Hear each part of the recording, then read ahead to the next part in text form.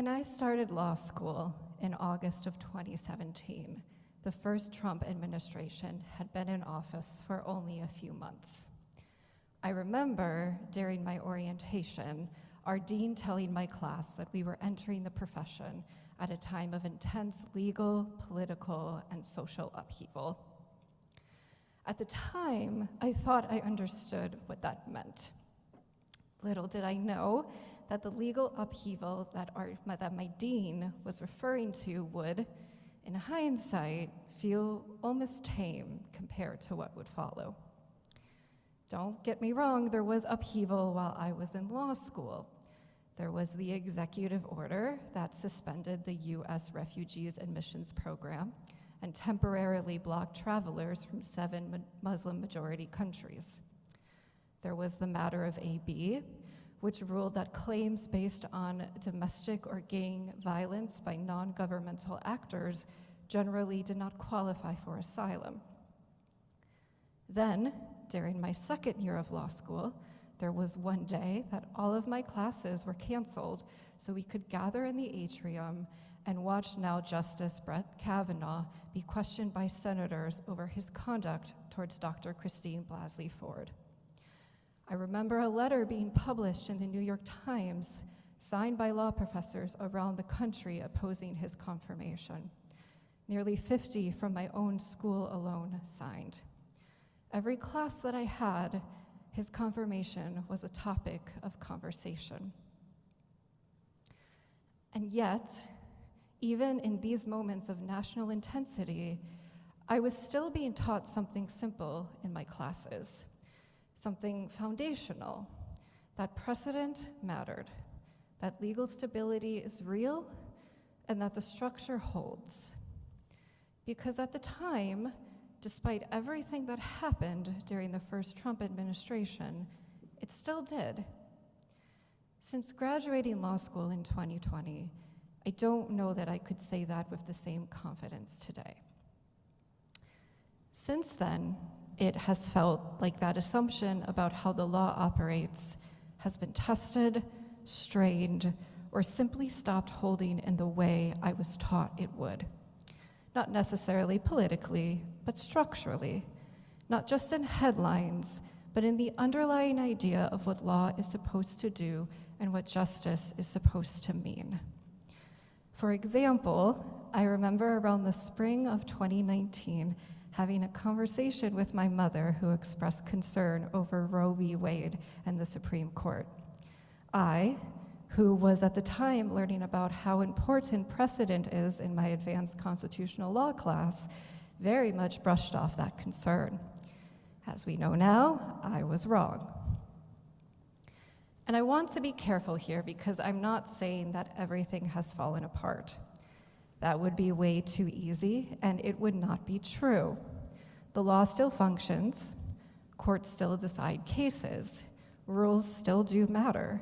There is a reason why after the 2020 election, many of the lawyers who argued that former President Joe Biden stole the election would say one thing in the media, but once in a courtroom where there would be consequences for making false statements would take a different tone.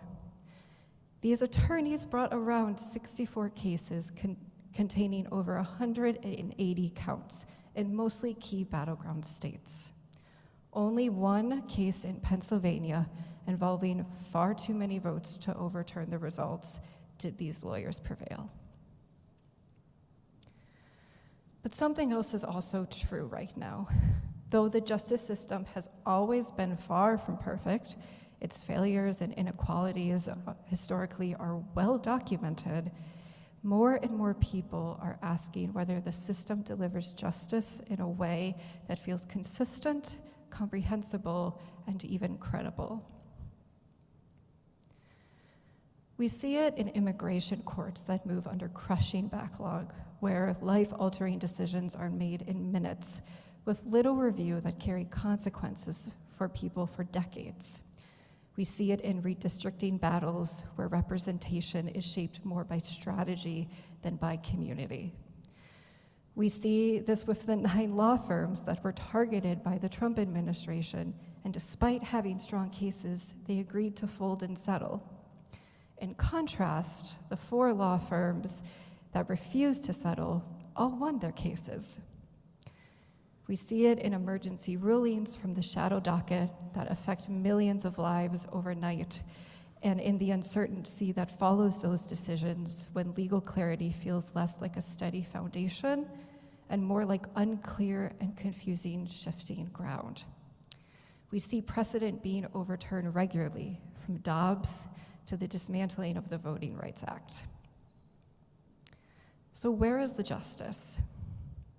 There's a quote that always makes me laugh. It goes like this: "Being a lawyer is so embarrassing, you're letting the world know you believe in our institutions at some level." Because in law school and in practice, you are trained to believe in systems, not in a naive way, but in a structural way.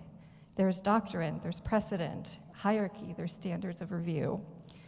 You learn that institutions are imperfect and are often not made for your clients, but they are nevertheless the mechanism through which justice is administered.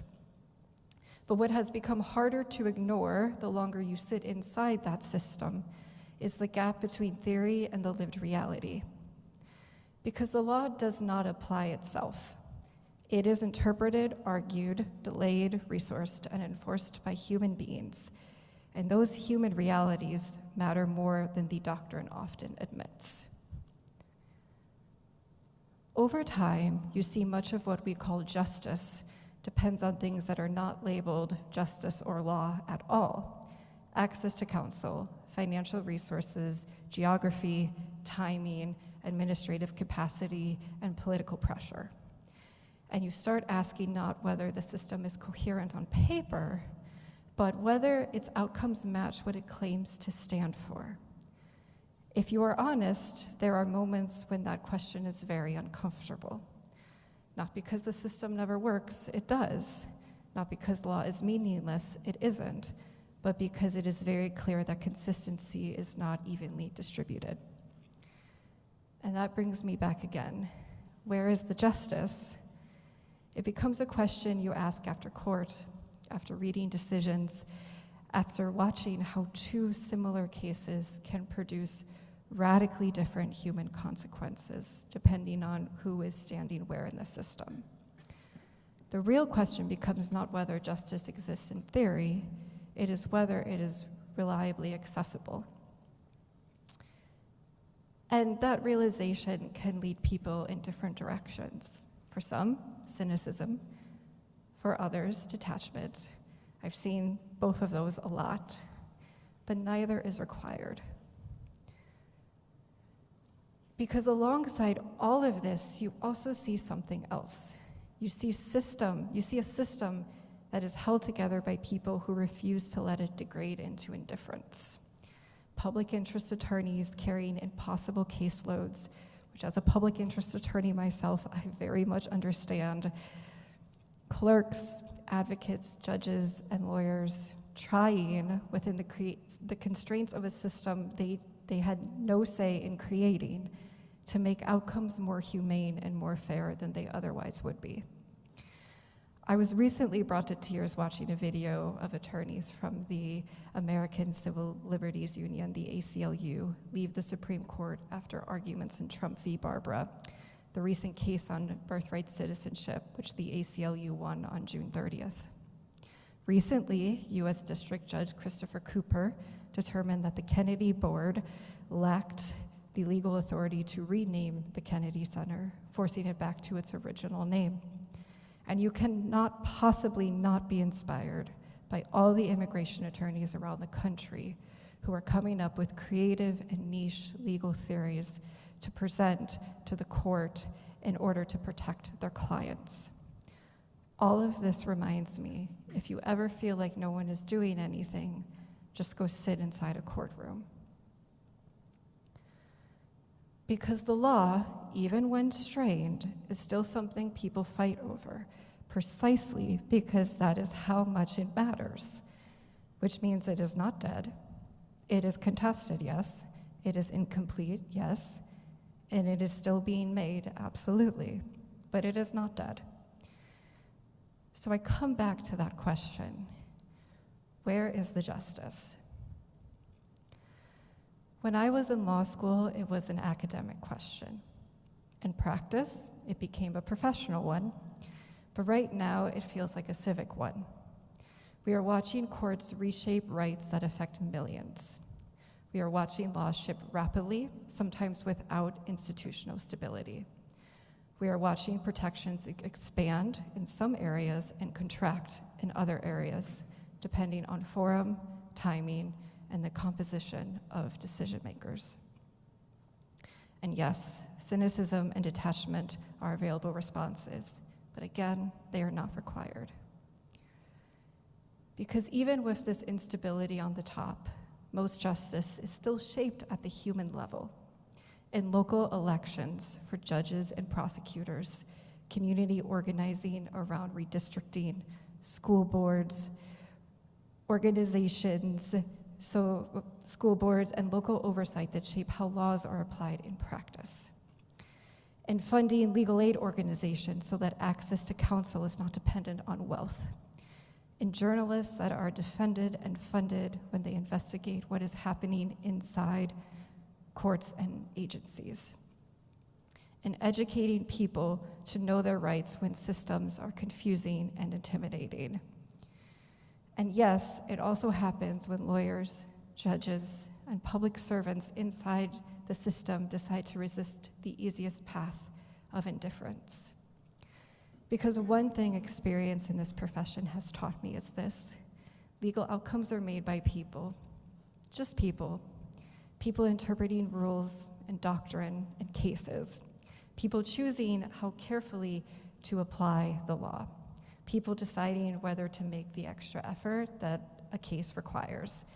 That space still does exist, and it matters more than ever. So when we ask, where is the justice in this moment, I don't think the answer is that it has disappeared, despite what all the headlines say. I think the more honest answer is that it is uneven, contested, and often under pressure, but still being made every day in smaller, less visible ways than any headline can capture. I love the article that was read as our reading today by Tom Nichols out of The Atlantic. They are not flashy, and they will require sustained attention because the next battle for democracy will be fought by lawyers and legislators. The real work is often slow and often doesn't make headlines. As a trial attorney, I can confirm that courtrooms can be very boring, despite what TV shows depict. If you've never seen a trial, I would encourage you to check one out sometime. You will see that the process of a trial is painfully slow and is very meticulous. For example, a couple years ago, I had a trial where we spent an entire day arguing what specific title to use for an expert witness. That was it. That's what we did that day. But there is a reason we do that, because it is very important work, and we have to get it right to the best of our ability. The question, where is the justice, is not only what is happening at the highest levels of government or in the Supreme Court. It is also happening where we are, because it is easy, especially now, to assume meaningful decisions are out of reach. But that is not true, not in a system that still depends on participation, enforcement, and funding, and attention. So the question becomes less about waiting for justice from the top and more about what we are willing to do from here, to stay engaged after elections, to support systems and organizations that make representation possible, to pay attention to local decisions that shape lived experience, to show up when rights are narrowed, especially incrementally, to refuse disengagement as a default, because disengagement is not neutral, and neither is participation. So when we ask, where is the justice, we are not asking a question that belongs only to lawyers or courts or presidents or legislators or justices. We are asking a question that follows us into how we live, how we participate, and how we choose to respond when the system isn't perfect, but still in motion. And the invitation then is simple, but not easy. Don't only ask, where is the justice? Help decide where it shows up next. May it be so.